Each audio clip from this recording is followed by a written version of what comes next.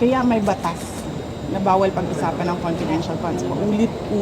Ulit na namin sinasabi sa House of Representatives. Ma'am, pero tama po ba yung testimony kanina na exclusive yung testimony? We will wait for Colonel Nalasco. Next question, please. Ma'am? Last two. Maria, make it brief. Make it brief. Hindi said po na kung ganun po kadali magplano pagpatay sa isang presidente, paano pa kaya sa pagkaraniwan ng mga mamayan? Kung ganyan kriminal na pagtatangka, hindi dapat pinapapit ang pas. Yan ay aking papalagaan, sabi ni PBBM. Oo. 'Di ba? Pumalag na yung buong bayan nung pinatay ng pamilya nila si Benigno Aquino Jr. Next question. Next question. Next question. Ma'am, Marcel. na-verbalize nyo na po ba sa administration yung tungkol sa threat sa inyong buhay? Nabanggit niyo po kasi yun. Yes. Yes, ma'am. Ay, hindi. Hindi pa, ma'am. Nag-complain ako noon, if you can remember, in the media, and then they dismissed it. Everything is well documented with documents and videos. And nagsabi ang NSC na national security concern ang threat sa president, pero apparently they really do not consider the threat to the vice president as anything of a concern. So, what kind of country is this? Hindi ba kaparte ng gobyerno ang vice president? Hindi ba ako binoto ng mga tao? Hindi ba ako ang vice president ng buong Pilipinas, ng lahat ng mga Pilipino? Are you taking legal action mo, ma'am, dun sa threat sa inyo? Ma'am, I do not expect fairness from this government. Really, truly. That is the reason why I'm pussyfooting with court cases. We do not expect fairness. Imagine mo, saan ka nakahanap na-admit na yung tao sa hospital, bigla na lang papasok, discharge na siya in less than an hour. Saan ang hustisya dyan? Saan ang hustisya dito?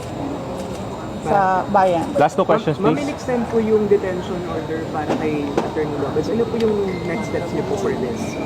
I questioned it doon, kanina. Pinapahirapan pa nila ako. Ano sinabi nila? Dinetain nila yung tao dahil sa due process. Dahil, ano ba yung sinabi niya? Walang due process ang pagpapatanggal kay Gloria Mercado at iba pang officials ng Department of Education. Anong sinabi ko kanina? The position of a USEC and ASEC is a position of trust and confidence by the appointing authority. Ngayon, ang appointing authority ng USEC at ASEC ng DepEd is the President of the Republic of the Philippines. Dapat tinatanong ng House of Representatives bakit tinanggap ni Pangulong Marcos ang resignation ng mga USEC at ASEC na yon sa Department of Education. Last question. Bakit nila pinipinalize si Yusek Lopez? Hindi ba dapat ang pinipinalize nila ang appointing authority? Last Isa two. pa, sir. Sandali. Ano ba yung sinabi nila? Evasive. And now, you clearly see, she doesn't know anything. Mas DepEd pa pala tayo. Pero pagdating natin sa OVP, makikita ninyo, she doesn't know anything about confidential funds. So, saan doon ang evasive answers? Last question. Penalize nila si Yusek Lopez for writing a letter to the Commission on Audit on the position of the Office of the Vice President regarding the release of documents regarding confidential funds. Bakit may penalize ang tao pumirma para sa isang opisina, posisyon ng opisina? Saan ang justisya dito? And ano sinabi nila kanina? Diba? Apparently, hindi nila alam ang batas. Ano sabi nila? Questionin mo na lang sa korte. Saan kami pupunta? Sa mga ginagawa sa amin. Mismong committee, alam na nilang mali yung ginagawa nila. Sasabihin lang sa amin, pumunta ka sa korte. Napakadali na sabihin nila, okay, we will set aside the detention order. Pero hindi. Mali na nga yung una mong detention. Mali pa yung sumunod mo na order. And then sasabihin mo sa tao na nakakulong, hindi makalabas. Lahat, kahit ako, hindi ako makalabas basta-basta. Dalhin mo yan sa korte. Tama ba yun? Kayong mga taong bayan, tanongin ko kayo, tama ba na hindi alam ng ating House of Representatives kung ano ang mga batas? Last question pa lang. For the sake of the personnel of the Office of the Vice President. Because I clearly, sinasabi ni George Ward na we will not recognize you without an oath. And then, I'm continuing to question the constitutionality of their rules. Pero I cannot help the personnel of the Office of the Vice President if I have no personality to speak in that meeting. So I had to take that oath. Pero,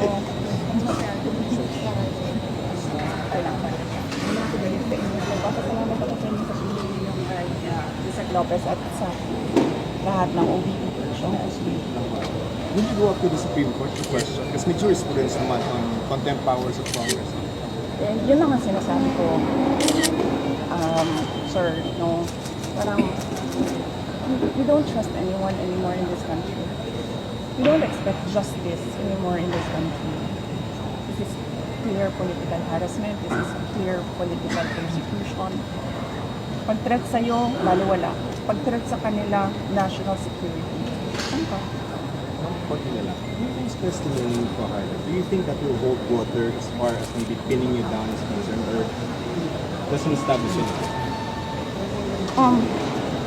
If they file cases or an impeachment case, whatever case, we will answer that in the proper venue. Kung meron man silang hanap na mali.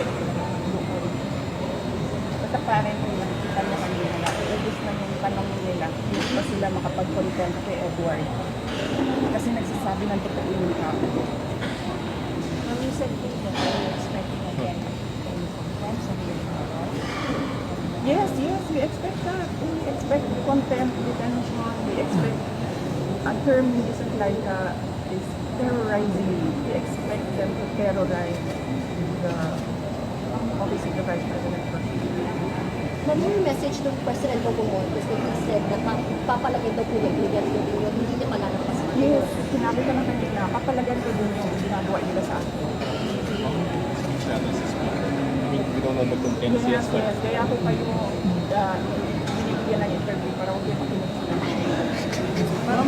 Thank you. Thank you.